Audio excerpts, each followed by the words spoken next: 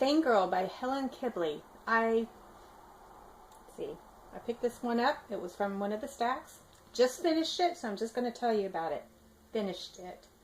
It was hard to say. It sounded weird at first, didn't it? But anyway, so Jane, that is the Fangirl. This is a really funny book. Jane Green. She's a really funny vampire. And luckily, before she was turned into a vampire, she was a vampire fangirl. So she had written a lot of stories about vampires on an online site.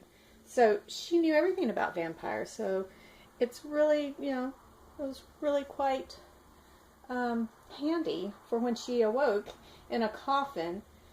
And so she instantly knew what she had become. And also because she was left a telephone by her sire in the coffin.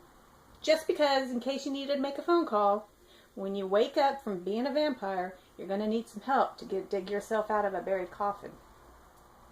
That was kind of crazy. But that is in the book. And that was so funny because it keeps going like that. So the book has her whole family in the story. And oddly enough, that doesn't seem to be a problem with the family. They don't have a problem with her being a bloodsucker, as it is. So there is no love interest in this book. But there are two boys who seem to be fighting over her quite a bit.